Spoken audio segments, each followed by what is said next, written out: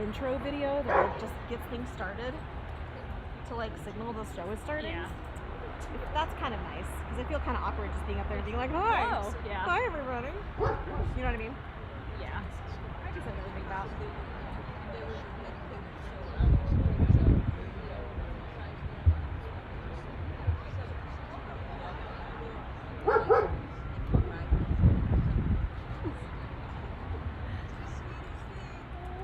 All right, everybody. Hello. It is 7:30, which means it is time for.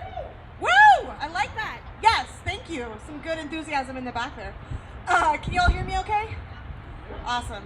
My name is Logan. I am a graduate student here at the University of Arizona Stewart Observatory. This guy's on it over here. And so I wanted to welcome you to the 76th SpaceDrafts show. We have a great show in store for you today. We have Arash Roshanineshat. Yes, awesome. I've practiced. He's going to talk about EHT and this black hole image you may have heard something about. And then we will have a 20-minute intermission, followed by Sarah Moran from the Lunar and Planetary Laboratory talking about space IPAs. I don't know, we'll see. So if you're new, welcome.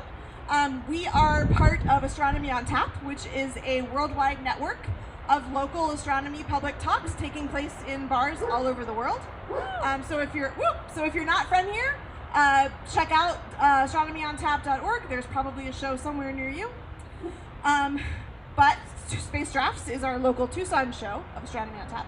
And you can follow us on Twitter, you can follow us on Facebook, you can sign up for our mailing list to get more information about our shows. We have one tradition here at SpaceDrafts, which I think a lot of you will know about. We are right here next to a lovely active train line, which means every now and then the train so kindly interrupts our speakers. And when that happens, what do? Choo-choo. Raise our beers, say choo-choo, take a drink. And then wait a while for the train to pass. That will probably happen more than once. What else? We still have stickers on sale. I have promised shirts and pint glasses. I am still promising that. We do not have it tonight. I have a lovely friend who will be making pint glasses for us in the future, but she had to be distracted by graduating from college, so she'll get around to it soon. I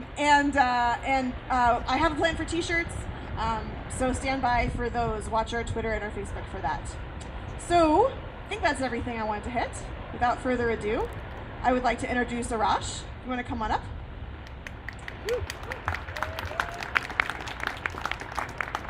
Arash is my colleague at a graduate student at Stewart, although you're also at engineering, right? Yes. Yes, also at civil engineering?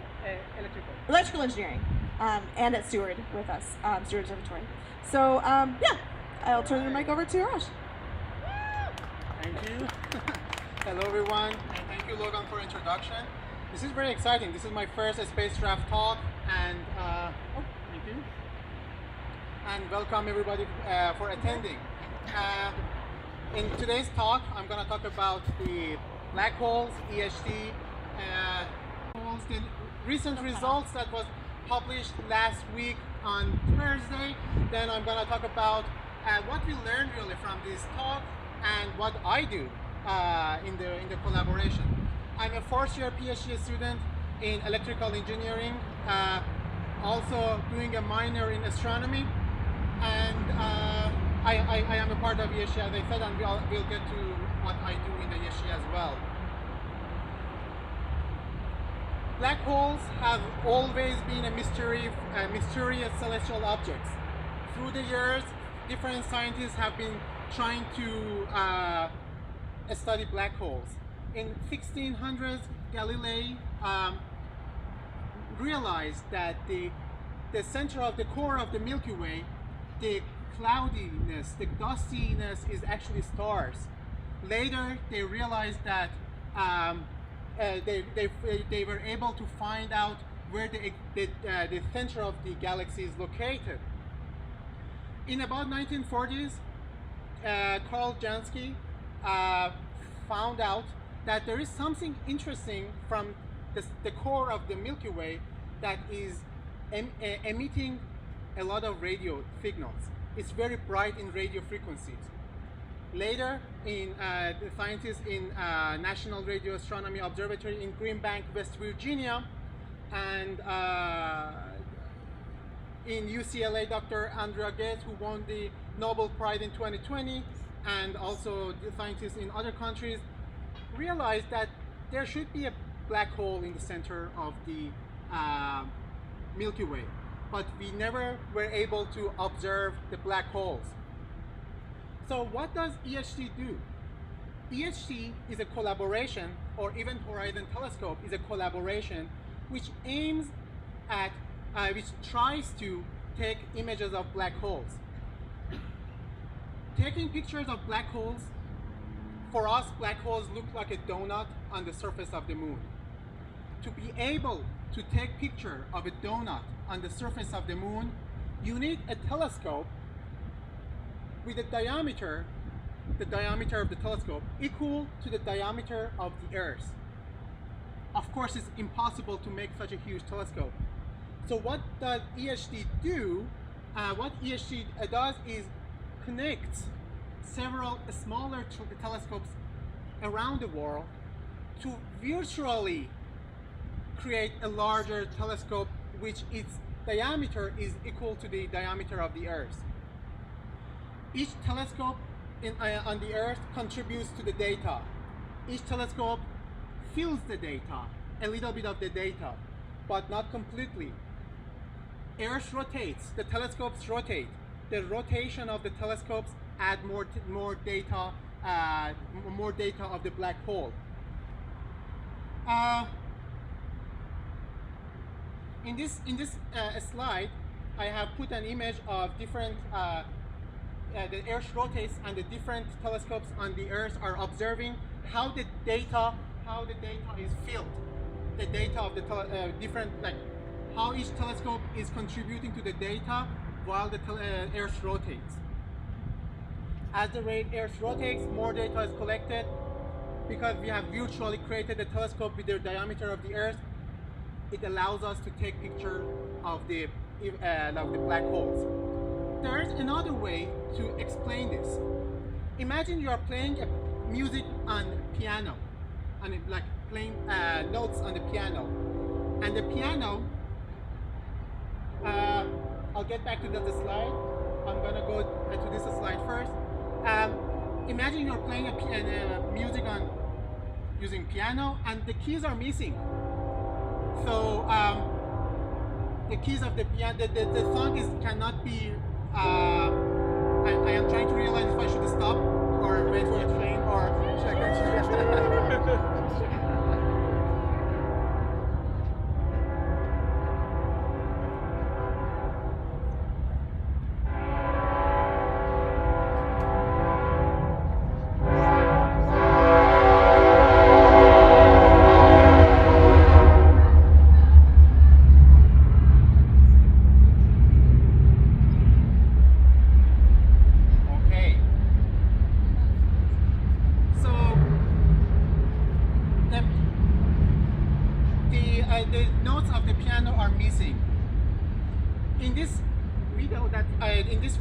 I'm gonna play, Dr. Katie Bowman shows how adding keys to the music, to the piano, will let us realize what the song is.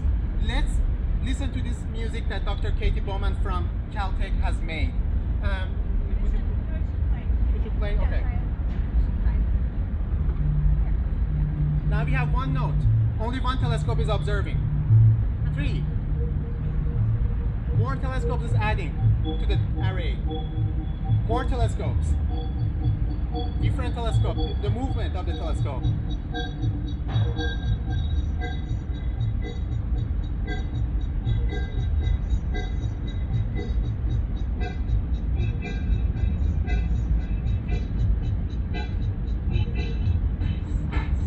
Now when we put all the data together, all the keys together, we can realize what song was playing. So this method is called very long baseline interferometry or VLBI method. Since we are connecting telescopes from all over the world, North Pole, South Pole, Arizona, Chile in Europe, there has to be two important features for these telescopes. First of all, they should be very stable. The data for each telescope should match other telescopes. To be able to do it, the data is synchronized with an atomic clock at each telescope site. Each telescope site of EHT Event Horizon Telescope project, the dishes, the antennas are synchronized with atomic clocks. These atomic clocks only lose about 1 second every 100 million years. Very precise. This is a state-of-art technology. Also, the beginning of each recording at each telescope is synchronized by GPS or Global Positioning System. The phone that you use to find a map to go from one place to another, this GPS also reports time.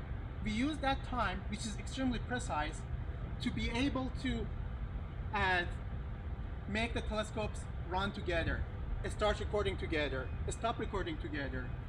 So, and the precision of GPS timing is millionths of a second, very precise.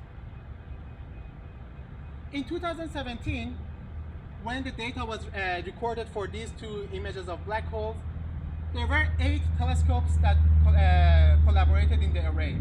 Here, this is a list. As I said, North Pole, South Pole, different parts of the Earth. There were 8 telescopes. We played this. This is something interesting about EHT. There's a very large amount of data being recorded at each telescope. Very large. And this data is recorded on hard drives. So at each telescope site, there are hard drives. That the data is recorded on hard drives. On the left, you can see the hard drives.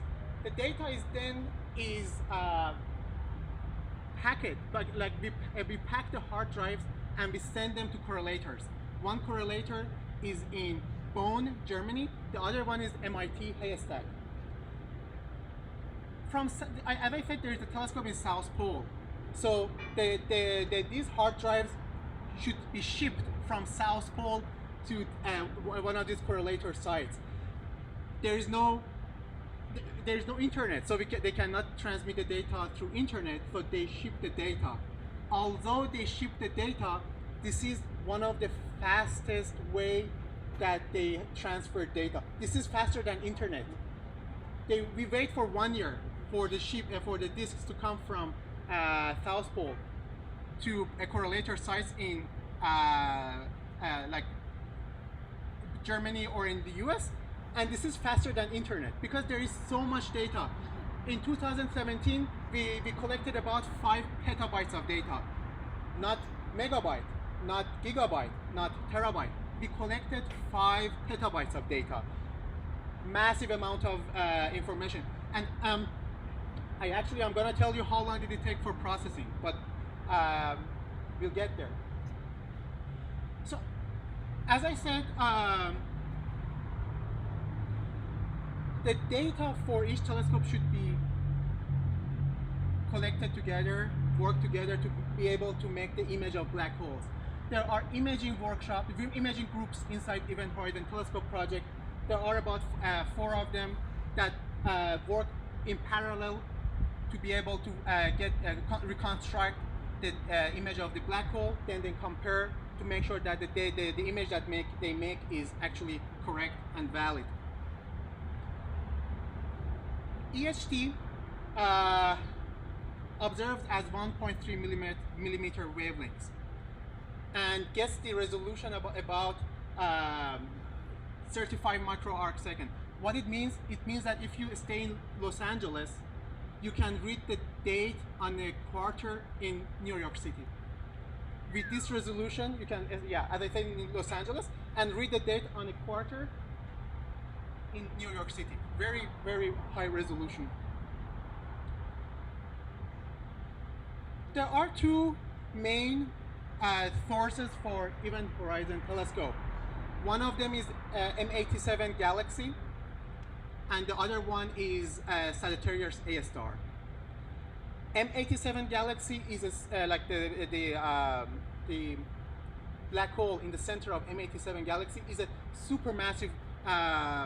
It is one of the most massive black holes in the universe, and the one in the center of the galaxy is the primary goal. So, as I said, Dr. Andra Ghez at UCLA and other groups found that there should be a black hole, but how they did that? They looked at the movement of stars. They thought that the stars are orbiting around something very massive. They realized that that massive object in the center of the black hole should be 4 million solar mass. So what else? And should be very dense. What that can be? The only thing that possible that has that feature is a black hole. So this group predicted that there should be a black hole there in the location of the star. And Event Horizon Telescope pointed the telescopes towards that location, and it turned out to be, that's right, it's a black hole. Here you can see the movement of the stars. They are orbiting around something here, and as it was predicted, it was a black hole. I'm gonna play this again because I like this movie. These are the stars. This star here is the black hole, the prediction of the black hole, location of the black hole. This made the Sagittarius A star the primary goal for the Event Horizon Telescope project. In 2019, April 2019, Event Horizon Telescope released the first picture of a black hole, which was in the center of M87. And last week on Thursday, we released the picture of Sagittarius A star in the center of the Milky Way. But how they differ? M87 is 55 million light years away. Sagittarius A star is about 27,000 light. It's very much closer than M87. It means that if you basically, simply means that if you get on a rocket and travel with the speed of light, you will get to this black hole in 27,000 years. This Sagittarius A star is about 4 million solar mass. M87 is about 6 billion solar mass. Much more massive, much more dense. However, the interesting thing is, the interesting fact is M87, although it's much more massive, but is much more further away. So on the sky, both of them, if both of them to us, is the same size. So M87 is further but larger. Sagittarius A star is closer but smaller. There's another difference. So black hole itself doesn't emit light, but the matter around the black hole, because on the event horizon, just right around event horizon, moves so fast and emit like radio frequencies. On M87, because it's when we are observing those emitted signals here in these pictures, the black hole is inside in that black dot, but what we see here is the event horizon, and that's why we call it Event Horizon Telescope. M87, the matter around, because it's much more massive, the matter moves much slower. But Sagittarius A star, Sagittarius star, they orbit the black hole so much faster in a matter of minutes. So the matters around Sagittarius A star evolve in a matter of minutes, but for M87, they orbit in days. So this is basically means that M87 has a standstill for you to take a picture of it, but Sagittarius A star is changing rapidly. So it is much more difficult. We needed to have much more sophisticated algorithms and tools to be able to produce Sagittarius A star's image.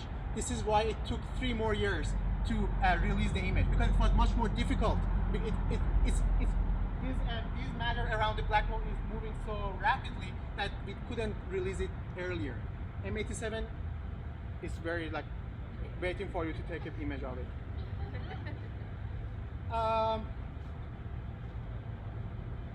What we learn from these images? First of all,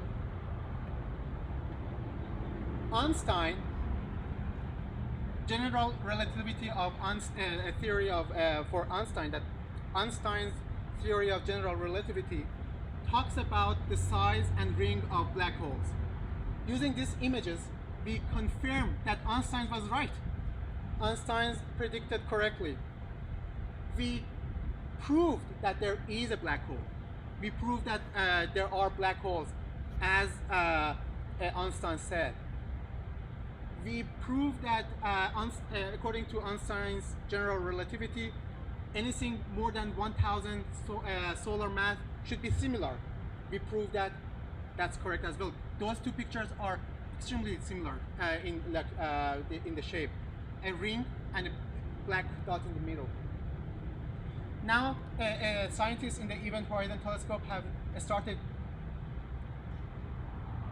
looking at how that ring behaves around the black hole, and also there are what the differences like more in more. They're working on more comparison, and more results will come out soon. One thing I said that M87 has, a Sagittarius A star evolves very quickly. So soon you will see hopefully a video of Sagittarius A star. Event Horizon Telescope project consists of scientists, about 300 scientists from many countries, 20 countries, from 80 institutes around the world, and we have astronomers, engineers, mathematicians, physicists, we have philosophers, and many people collaborate together to make this project happen. I joined this project in 2017. When I joined the project, I worked on the correlator, or when processing the data. I worked on speeding the processing of the data with GPUs rather than CPUs. The correlation of the data takes about 6 months. So we needed to somehow increase the speed. So I worked on the GPU part of it. In 2018, I worked on high-speed data transmission for the next generation of the EHT hardware. So at each telescope, the data needs to be increased. I'm going to talk about it, but I worked on high-speed data transmission for each telescope. And in 2018, I joined Dr. Dan Maroney's lab here in Arizona. I finished the high-speed data transmission project. Actually, David Forbes is sitting there. I worked with him on the new wideband spectrometer for SMT and Kitt Peak telescope here in Arizona. We are trying to increase the bandwidth of the digital back end of the telescopes. 2 of the telescopes of Event Horizon Telescope are in Arizona. We should be really proud. Kitt Peak and SMT. Kitt Peak is on Kitt Peak, it's a 12-meter antenna, and SMT is on Mount Graham, about 3 hours driving from Tucson. So you might ask why. As I said, I work on increasing the bandwidth. There's an interesting fact. You might ask why we are increasing the bandwidth. Imagine we have this telescope looking at Sagittarius A star, looking at the center of our galaxy, the black hole of our galaxy. And I want to turn on a lamp. You see this lamp? I want to turn this lamp for 1 second. Anybody who wants to guess how long I should get energy from Sagittarius A star to be able to turn on this lamp for 1 second? Is there anybody who wants to guess how long I should look at the black hole? Just guess. Anybody? 10 seconds. 10 seconds? Anybody else? 2 years? 10 billion years. 10 billion years? Who else? 250 million years. So the energy coming from the black hole is so low that if I point this telescope to Sagittarius A star, I can turn for 250 million years. I can turn on one of these lamps for 1 second. Yeah. Imagine I want to pick up a book from the ground and put it on the table. Give a number. How long do you think it takes? 500 million. How long? 500. 500? Anybody else? 500 million. Universe. What? Age of the universe. Age of the universe? Who else? It's gonna take the age of universe. 13 billion years. So it takes 13 billion years for this telescope to collect enough energy from the black hole to pick up a 6-pound book from the ground and put it on the table. So by increasing the bandwidth, I am trying to help getting more data in shorter time. Increase the signal to noise ratio for those who know what that is. I am increasing the social signal to noise ratio by increasing the bandwidth of the electronics. This is one of the hardware that David and I made, and actually the first version of this hardware is right now at SMT. We installed it 2 weeks ago, and we are getting data with Ryan, actually Keenan fitting the back. He's helping me with receiving the data and processing it. So when I joined in 2018 to the Kitt Peak, to the Dr. Dan Moroney's lab, I helped with setting up the hardware of EHT at Kitt Peak, and Kitt Peak joined the array in 2021. We observed for the first time, and again, Kitt Peak observed in 2022 as well. Hopefully it will continue. More data is coming, more data is being recorded, and hopefully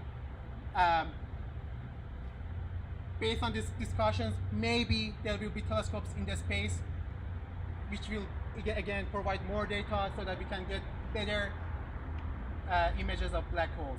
Currently, this image of the black hole is the highest resolution of black holes. It's blurry, right? You will look at it. Why is it blurry? Because like this is blurry, but this is the highest resolution that we have got from black holes ever. And this is the 2022 observation team at Kitt Peak. Kitt Peak is in the background. We are standing right next to Kitt Peak telescope, and we are taking like operators. That's me on the left, and other experts in different areas. Thank you. And are there any questions?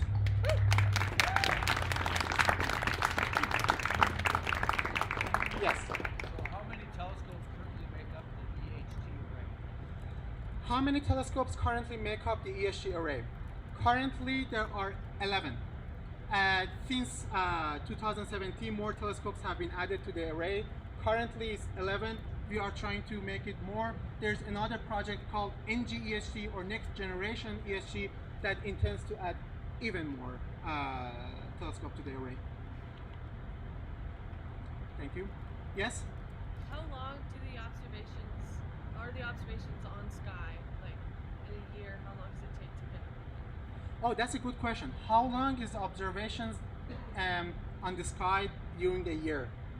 The observation campaign usually takes about 9 to 12 hours a day for about a little less than 2 weeks. So it usually happens in April or May, late March or April, and it takes about 9 to 12 hours every day for about 2 weeks.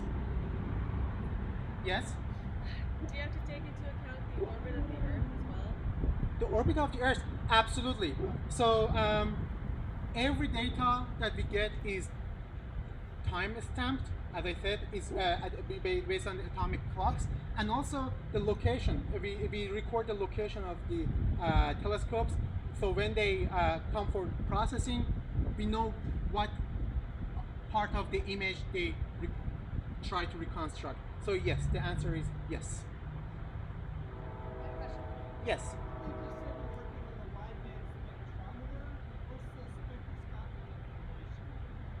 Oh, that's an excellent question. So I work on the spectrometer, but what's the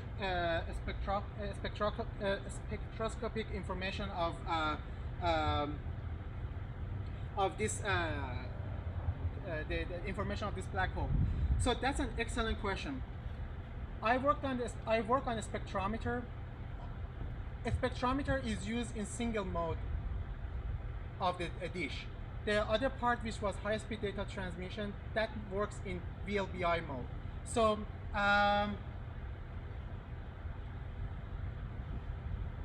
in VLBI mode, we are getting time data. So we are not converting into frequency. So we are correlating the time data. However, the time data that we are recording at each telescope, they go into when they go into correlation, they create the data called UV plane. That UV plane gives us the information that basically the inverse Fourier transform of that data will give you the image. So it's better to say that the spectrometer is not used directly on the data. The digitization of the hardware is used in Event Horizon Telescope project. That's a very good question. That's right. I hope I answered, but we can talk about it after this if you want. Oh, yes, I have more questions. Yes. I'm gonna wait for this train.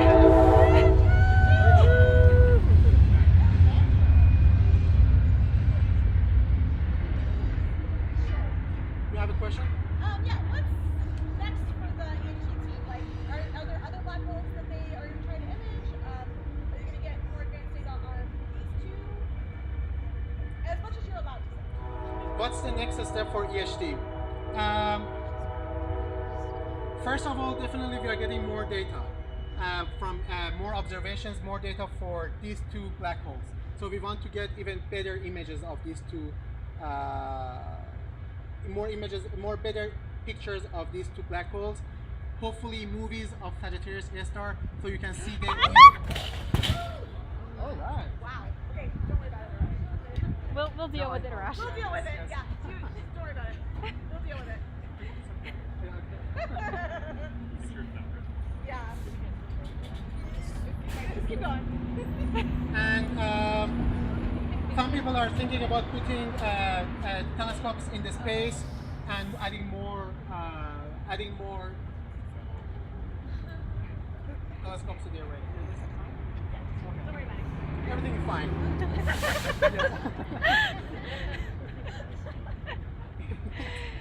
Yes.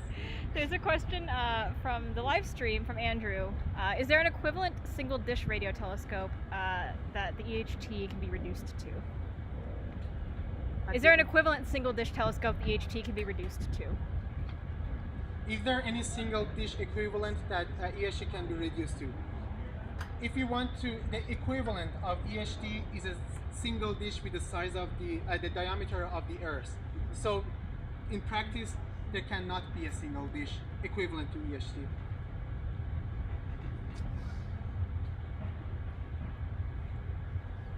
Last questions? Yes.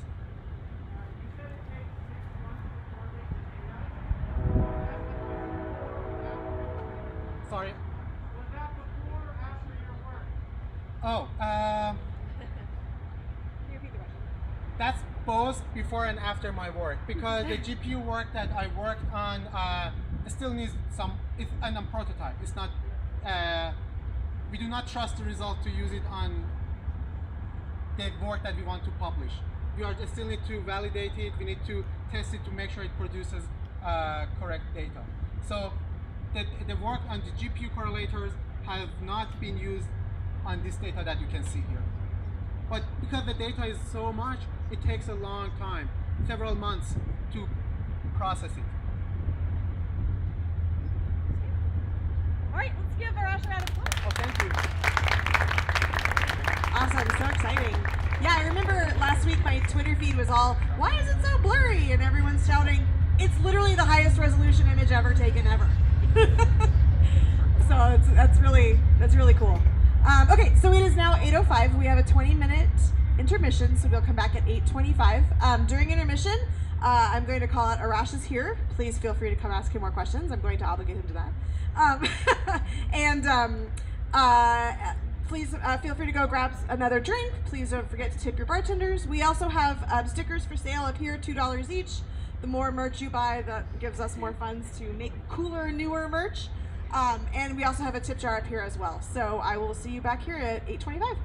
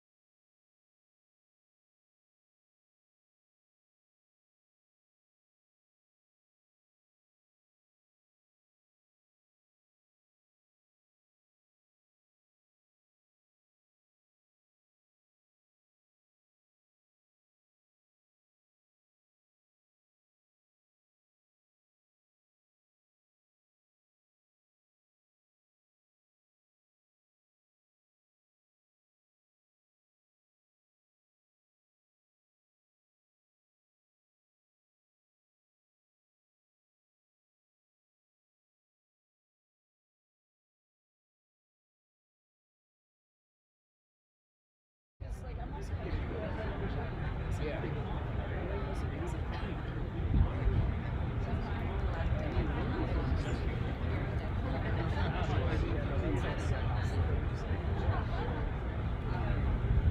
right, it is 8:25.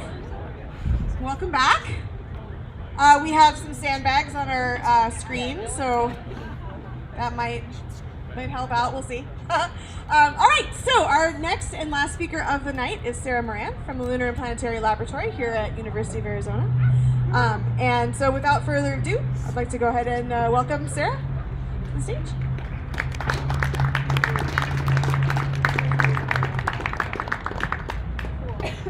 Can everybody hear me? Right at the back. People at the back are talking, so I don't know if they can hear me or if they're just ignoring I'll turn up the me. We're volume. going to just forge ahead. So tonight I'm going to talk to you about brewing up hazy IPAs, which I've worked really hard to just thread throughout the talk as a pun for you, interplanetary aerosols, and I'll describe what that means later on. And so what we're looking at in this image here in the center is actually part of the lab I did my PhD in. We're actually brewing up those IPAs, and then all around the outside of that chamber are the exotic atmospheres, including Earth's, that I have down there at the bottom, where these different kinds of IPAs can be made out in the wild. So the question that really drives my research and what I think about all the time is, what are the limits of planetary evolution? How far can you push a planet and have it still be something recognizable as a planet? And what are the weirdest things that a planet can make and create? And as part of that, I like to live in between kind of two different sets of worlds. And so one of those is exoplanets, which are planets beyond the solar system. And they're helpful because they show us the immense diversity that exists out there in the galaxy. So things that look familiar to us here on Earth, things that are completely alien, and everything in between. And then the other side of that coin is sticking much closer to home and thinking about planets that are in the solar system. And these are cool for us because we can actually go visit them. We can send spacecraft to sample their atmospheres, to land on their surfaces, and take really detailed information to tell us how they formed, how they work now, where they might end up evolving. And so I think about both of these places. And it is my duty as a at least partially exoplanet scientist to tell you that we very recently hit a really big milestone in exoplanets, and that is the confirmed discovery of over 5,000 exoplanets. There are certainly many, many more exoplanets out there than just these 5,000, but we've taken measurements of, and we know for sure that this many exist. And in this image, it's kind of breaking down the different kinds of planets that fill out this phase space. Of all of the ones we know, we think maybe 30% of them are gas giants, things that are maybe at least in size very similar to Jupiter and Saturn. Another 30% or so are things more like Neptune, so they're not quite as big and puffy, full of gas. They have other things like maybe we think of as ices, so that's really things like water and methane. Then 4% are things that are probably something like Earth, or maybe Mercury, or maybe Mars, just mostly rock, but very thin atmospheres. But then what I'm most interested in is this last population of planets called sub-Neptunes. And so sometimes these are called super-Earths, sometimes they're called mini-Neptunes, and they're basically anything that in size falls in between Earth and Neptune. And so we don't know for sure if these are more terrestrial type planets, or if there's something that looks a lot more like Neptune and have these big puffy atmospheres. And so what I'm really interested in, what I'll hammer home on eventually, are the hazes, the hazy IPAs that could inhabit these particular kinds of planets. And what you'll notice here is this is a huge, huge amount of the planets we know out there, and yet we don't have an example of one in our own solar system. And so we're kind of forced to rely only on telescopes. We can't go visit one of these places. We have to rely on telescopes to get the information that we want to about these kinds of planets. And then I was told that trivia was involved here, and so I've inserted some throughout. And so your pop quiz for the moment is, what's the name of the very first exoplanet found? And I'll just kind of pop them up here for you. We have PSR B125712b, Proxima Centauri b, TRAPPIST 1b, or 51 Pegasi b? If people want to shout out. A free sticker if you Or maybe not all of you. not all of you. Yeah, I can't tell what people are saying, so yeah, raise hands. In the center there? D, okay. Anyone else? You there? In the black? Which? B, okay. Anyone else? Wait, I heard it from over here. Who's shouting? A? It is A. This is a terrible, terrible trick question because everyone talks about 51 Pegasi b because it's the first exoplanet found around a sun-like star. But the actual first exoplanet we found was around a pulsar, and it's a terrestrial-type planet. And so this was very mean of me, but kudos to you for knowing that out there.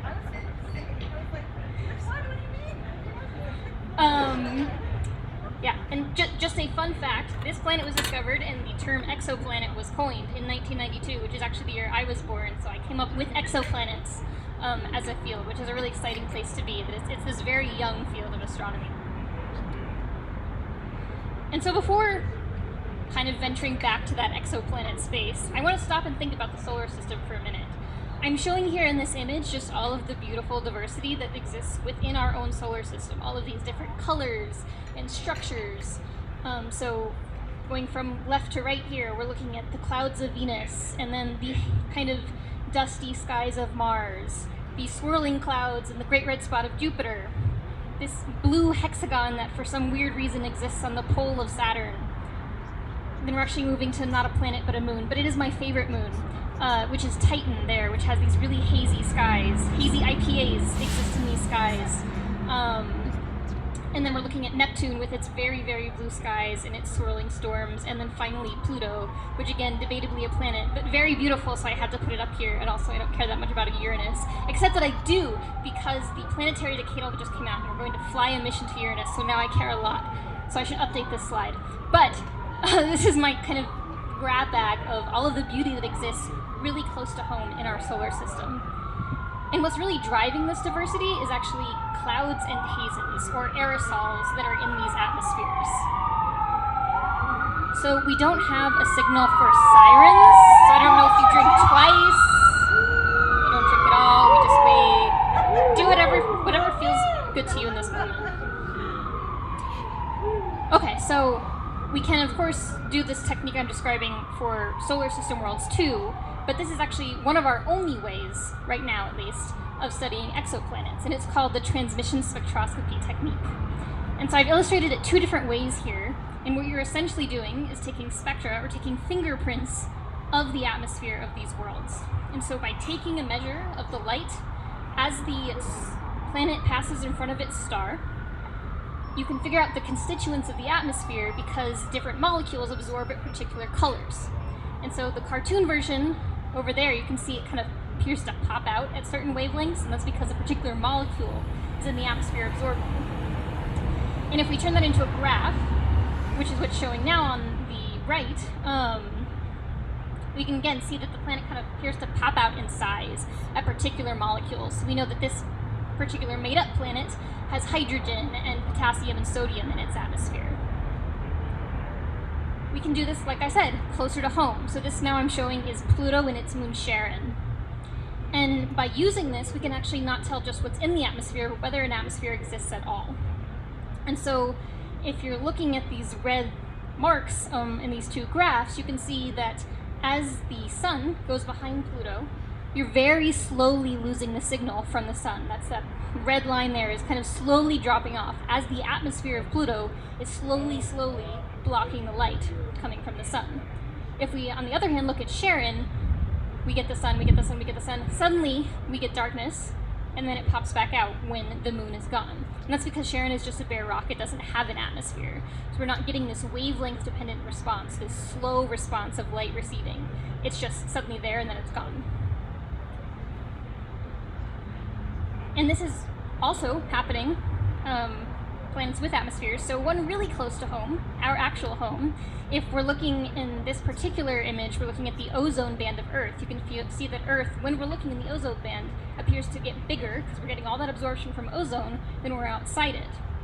And then if you look in the foreground, that's actually the moon, which you can see just stays the same size as you go between two different colors, those two different wavelengths of light. Because not only does it not have any ozone, it doesn't have an atmosphere at all. So you're not getting this differential response. It just stays the same. So that's what this same technique is what we're applying to planets around other stars to figure out if they have atmospheres, and if so, what those atmospheres contain. But it's not just gases, because those beautiful clouds and hazes I talked about earlier in the solar system are probably present on exoplanets too. And they can block light in a very different way than gases. It's not just the different molecules in the atmosphere, but they can actually be so opaque that we just don't see anything at all. And that's illustrated in this cartoon where you can imagine you have a really big puffy atmosphere that you'd expect to see something with the telescope, but you have this thick cloud layer in the way. And so instead you see nothing. And so that's going to look the same to you as if you have an atmosphere with a really silly thing to do, but I don't know if you've stopped to think about before what actually is a cloud. So if we start with something very close to home on Earth, I mean, maybe less so here than someplace like Baltimore, Maryland, which is where I did my PhD, but there's tons of water vapor in the atmosphere around us, and because it's colder, higher in the atmosphere, the warm air is going to rise, and then eventually you'll reach a point where you're reaching the condensation point of water. And so you're taking those water vapor molecules as a gas, and they're becoming liquid droplets, or even crystalline ice droplets. And when you get a bunch of those together, that's when you have a cloud.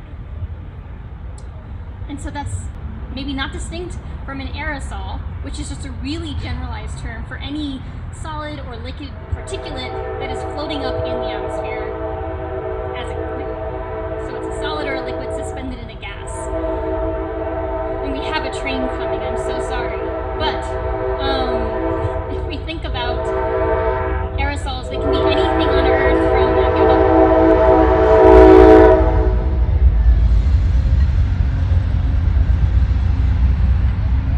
That's another passenger train. I had no idea there was so much passenger traffic through Tucson. This is a learning experience for me too. And so I have some examples here of aerosols on Earth. So that's things like water clouds, but it's also things like smog from pollution, or even dust that gets kicked up from a desert, or salt from sea spray off the ocean. All of these things are considered aerosols on Earth. However, if you were to talk to an Earth atmospheric scientist, they would have a very different definition of aerosol from me, and so you shouldn't go telling them this and tell them that I told you this, because they'll get mad at me. So just pretend I didn't say anything. Like I showed you with those images of solar system worlds, clouds and hazes actually let us trace processes in atmospheres. They let us trace dynamics. We can trace the movement of winds by tracking clouds in the giant planets Jupiter and Saturn, for example. We can also track temperature changes. Because this is a temperature-dependent process of making a cloud, we only expect certain kinds of clouds at certain temperatures. And so you can probably barely see. I've stuck the Fahrenheit translations of these Kelvin measurements at the bottom, but they're very faint. So we're looking here from 700 Kelvin, which is like 800 Fahrenheit, to 2200 Kelvin, which is like 3500 Fahrenheit. We expect very different kinds of clouds than water clouds in atmospheres that are this hot. And so this aluminum oxide kind of translates to things that we think of as rubies or sapphires on Earth. These silicate clouds are things that are the building blocks of rocks on Earth, but it's so hot in these atmospheres that are actually the cloud-forming material. And then finally we're getting to things sort of approaching temperatures, at least I can conceptualize, down at 800 Fahrenheit, which is like the temperature of Venus's surface. We think that salts, so things like sodium chloride and potassium chloride, are the cloud-forming materials. But then at the top here you can see that I have this orange cloud of things called hazes. And that's what I'm going to talk about from now on. But before we get there, I have another pop quiz for you, and it's, why is the sky blue? Another very basic question that I'm sure you asked as a child, but did you ever actually find out the answer? You're going to now. So these are the options for you. It's because all the water in the atmosphere reflects blue light, because air molecules scatter blue light more efficiently, because sunlight has more blue light in it than it has red light, or is it because the ozone layer absorbs all of the red light before it reaches us? Anybody? Green shirt? A? Somebody else? At the table over there? C? No. Somebody else? B, yes. You there in the purplish, brownish, whatever shirt. This is called Raleigh scattering. It's because smaller particles, like for example the air molecules that make up our atmosphere, scatter shorter wavelengths of light, that is bluer wavelengths of light, more efficiently than red ones. So that's why the sky looks blue to us. And actually, if you're really up on it, you know that actually purple is the shortest wavelength of light. And so you would ask, why isn't the sky purple? And it's because actually it has to do with like stupid physiology things in our eyes. We're much more sensitive to blue light than we are purple. So really the sky is purple. We don't see it that way. Anyway, this is important because the size of particles actually is really critical to how we perceive, not just we, but also telescopes perceive light. And so what I just talked about, Raleigh scattering, happens when very small particles are in the atmosphere. But if you have much larger particles, you lose that wavelength dependent, that color dependent response, and instead you just end up with things that all look the same. So in practice, that's what turns our sky blue from Raleigh scattering. But if you have these very big particles, for example, what makes up a cloud, you end up with these white clouds. And it's because they're made up of much larger particles than the wavelength of light, than the color of light. Just another sort of fun fact about aerosols is that they're actually our single biggest unconstrained property in climate modeling for Earth. So the reason we can't quite give you an exact answer on how and when our climate will warm is because we don't know precisely the composition, the size dependency, the chemical evolution of different aerosols in the atmosphere, which means both clouds and things like smog. You may have heard about sort of geophysical engineering suggestions of how to combat climate change by putting really reflective things in the atmosphere, but we don't know how that will work. And it's because it's this very complicated interplay of chemistry and physics through the particle size dependency.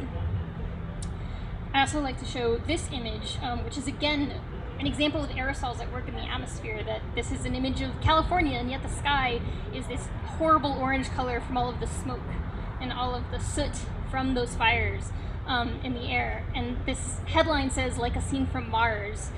And I just want to dissuade you of that notion. This is not like Mars at all. This is not what the sky of Mars looks like.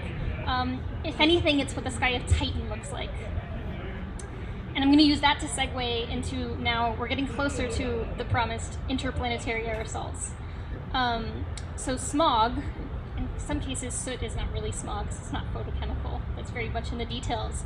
But smog forms when particles from, in most cases, the star or the sun, hits the gases of the atmosphere, they break apart and then reform as solids, and they get really complicated chemically, really fast. And so in this image, what I'm showing you is Titan, which is our sort of favorite hazy world of the solar system. We know a lot about it. We sent the Cassini mission to do all kinds of reconnaissance, and so it's sort of our go-to example. And we see this haze, this smog, these interplanetary aerosols all throughout the solar system. We see it on worlds like Titan, which is on the left, with a really thick atmosphere. It's actually thicker than that of Earth. And then all the way to things like Pluto, which barely has an atmosphere at all. It's like 1/14,000th the size of Earth's atmosphere, and yet we still see this beautiful haze scattering. And haze is important for some of the reasons I mentioned. It can totally change the temperature structure of the atmosphere depending on the composition, depending on the particle size, whether or not it reflects light really efficiently or absorbs light and heats up.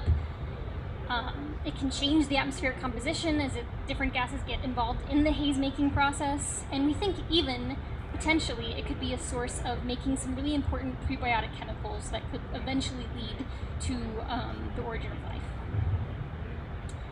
And so now I'm actually going to talk about what I did during my PhD, so making haze in the lab for planets. And this is, of course, interplanetary aerosols. That's what I've been doing this whole time, is haze is interplanetary aerosols, because I have to work that pun in there. When we're thinking about these sorts of experiments, I'm showing you kind of the full gamut of experiments that have been done so far, everything from Pluto to Titan to Earth to these weird mini Neptune, super Earth type planets, to things more like Neptune and ultimately gas giants. And we've done it for a whole range of temperatures, things really cold, 90 Kelvin, which is like negative 300 something Fahrenheit, up to 1500 Kelvin, which is something like 2200 Fahrenheit. And the vast majority of these experiments have been done for an Earth-like or a Titan-like atmosphere, where it's mostly nitrogen with a little bit of carbon in there. But there have been experiments done for more like gas giants with hydrogen and helium. And then we've also done some experiments where we've thrown really weird things in there, like water and ammonia, sulfur species, just kind of to see what would happen. But again, the vast, overwhelming majority of experiments have been done for Earth or Titan-like atmospheres at something like room temperature. And so I'm going to define a little bit more now what I mean by hazy IPA. So often if you read scientific literature, they'll call these tholin. And that's really just a word to describe this weird gunk that we make in the lab, where we start with these gases, we bombard them with some sort of energy source, whether that's photons or maybe it's cosmic rays from out in the galaxy, or just energetic particles of some sort. We bombard the gases or ices with that, and eventually we come up with this thing that's in this vial here, this gunk. And this word tholin was actually coined by, you might recognize on the top there is Carl Sagan, but his close colleague Bishankare came up with this word tholin because this gunk kind of defies characterization in some ways. It's not recognizable to anything we know on Earth. It's this very complex organic stuff. And so they came up with tholin, which is what they call a model-free descriptive term. But I really love that in this treatise that they published in Nature, they also said, we were very tempted by star tar. Personally, I really wish they had gone with star tar, but they didn't ask me because I wasn't born yet, so. This is actually the laboratory setup that we have in my PhD lab at Johns Hopkins. I love it because it's like super mad science. This is completely custom built, just all of these tubes where we can flow different gases into the chamber, which is what's highlighted there. It's like yay big. It's like liter bottle sized. And then I'm reminding us here on the side here, all of our experiments are mostly based on what we know of Titan experiments.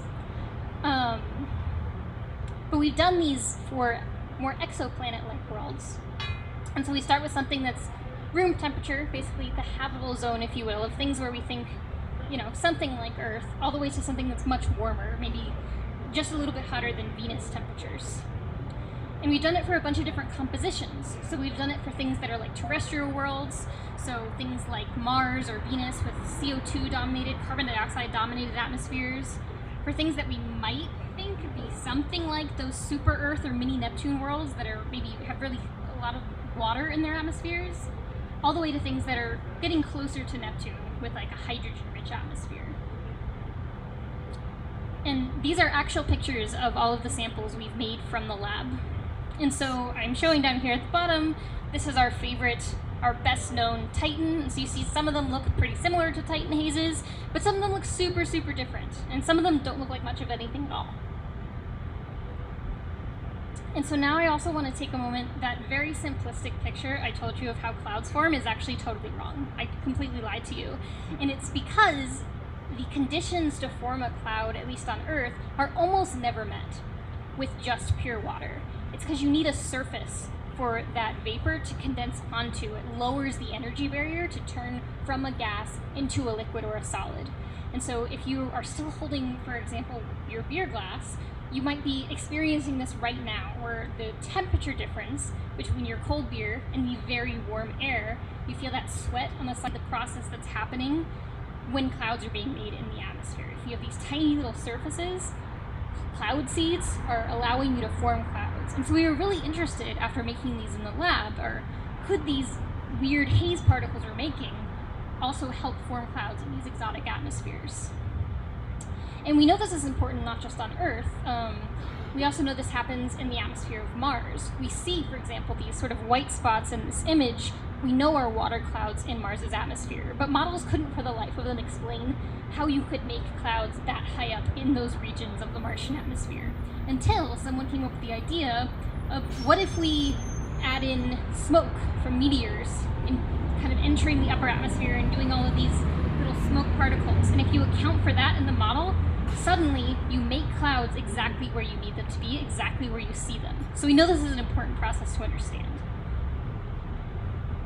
And so we actually measured how good these different hazes would be at forming clouds.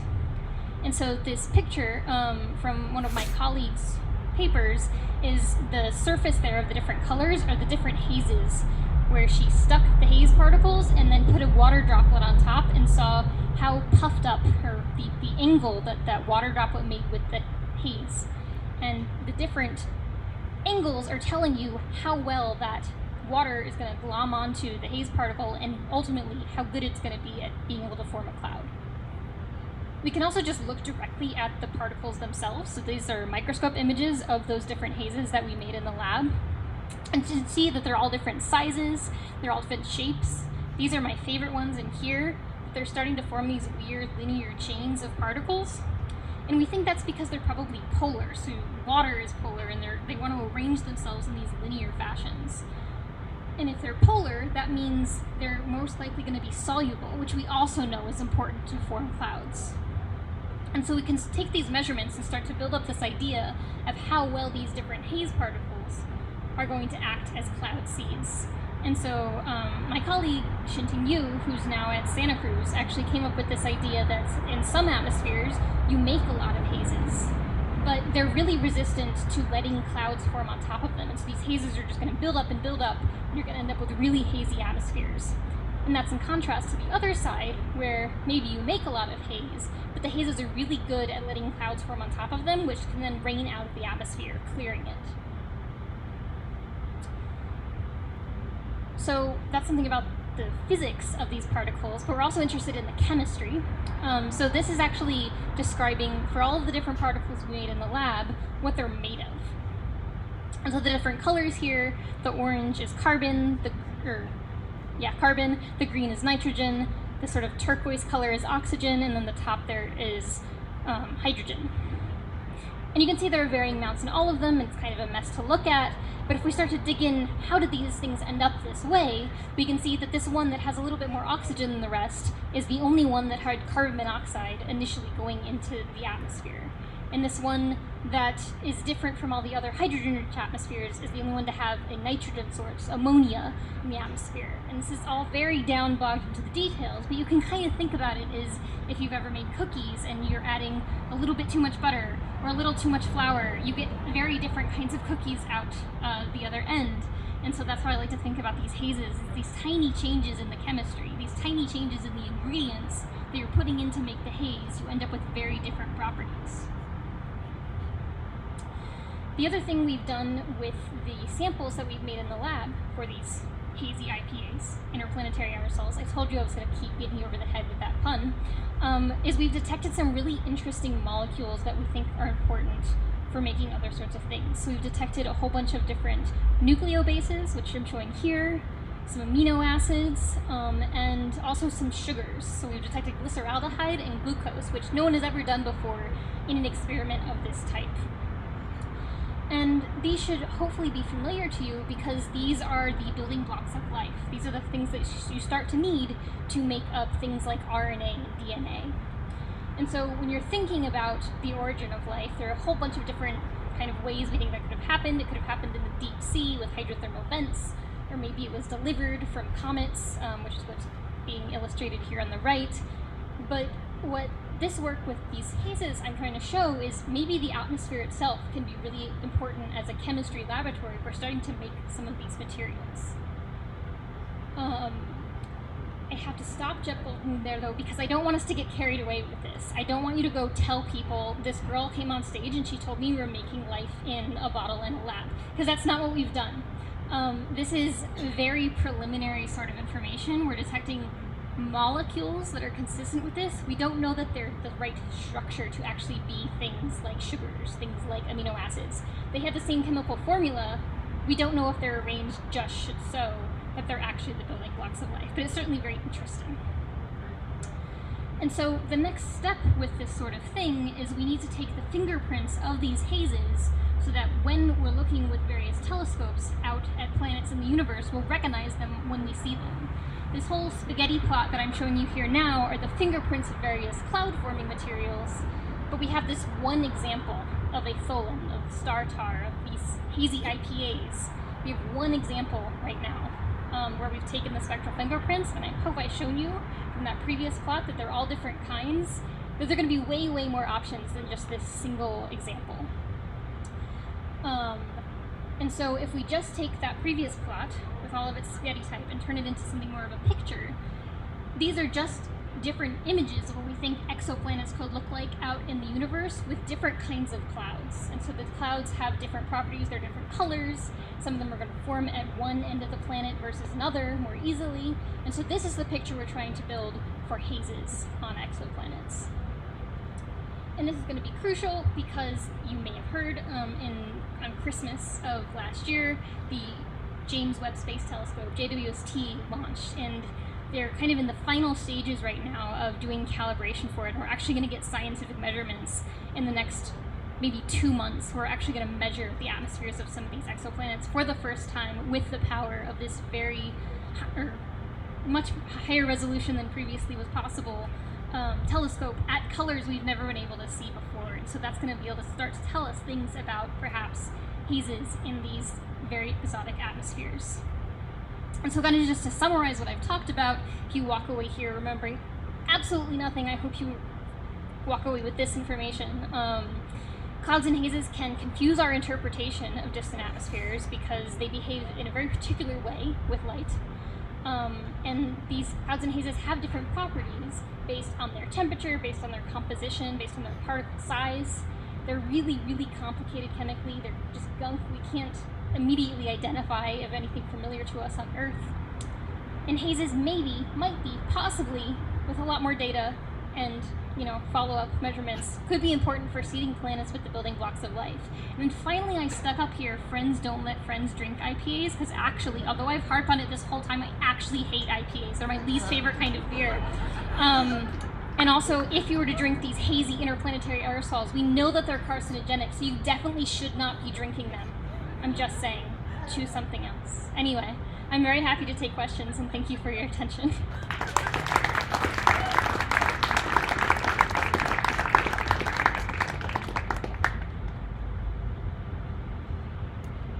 Yes, you have a question? So what's the biggest chemical you've ever had created in your chamber? So the question was, what's the biggest chemical we've ever created in the chamber? I don't know that I have, a non-technical answer for you, but if you think water has an elemental weight of 18, we have measured things in the lab that have elemental weights of over 1,000. So they're really giant chemical beasts that we don't understand, basically. Any other questions? You there? So people have been trying to make amino acids in the lab and simulating Earth-like planetary environments for 50 years or more. I don't know whether you're the first, but what did you do different to succeed in that? So the question was, people have been trying to make amino acids in the labs for maybe 50 years or more. What did we do differently that let us make them? And the answer is people have been making amino acids in the lab for 50 years or more. The Miller-Urey experiments, which were done in the 60s, were actually successful at making amino acids in the lab. They have very strong feelings about that. What we're really stuck on is going from these very trace amounts of amino acids to something that we actually recognize as life. We can make the building blocks just fine. It's just the further steps down the line we don't understand. So the Miller-Urey experiments, those experiments that were done 50, 60 years ago, they were doing sort of as a primordial soup where they had a liquid water basin. And so we're just showing it with these experiments. There are other ways to do it. You can do it just with an atmospheric mix as well. You don't need liquid water for these things to happen. But it's the steps further down the line to actually making something alive that we don't quite know the details of yet.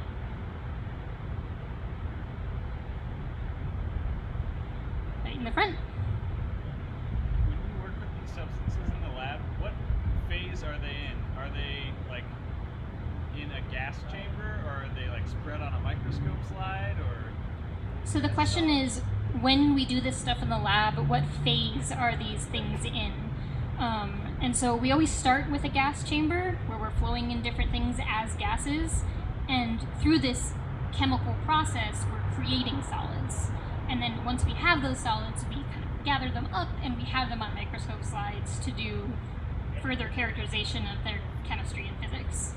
Yeah, so they start as gases, they end up as solids. In the back there? Was the upper right picture on the opening slide Pluto? Yes, the upper right picture on the opening slide was Pluto. I sort of just random aside since I had the microphone. Pluto, I think, is the prettiest planet in the solar system because of its gorgeous haze layer. It scatters blue light the same reason that Earth's does, which I also think is just an amazing fun fact that our sky is blue the way Pluto is blue. But in Pluto, it's because of the haze particles that are really, really high and extended in the atmosphere, able to transmit blue light in that way. So yes, I always include Pluto in these slides because I just think it's so pretty. I don't know that I can come up with, a nicer way to end, so I might hand the microphone back now. Oh, great.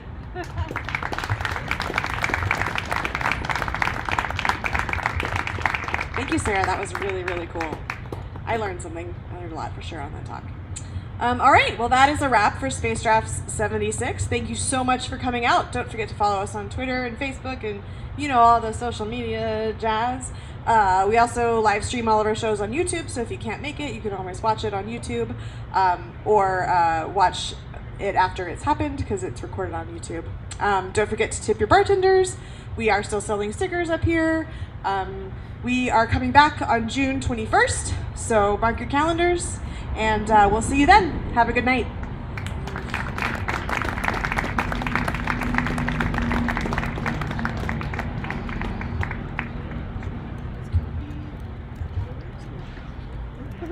Woo!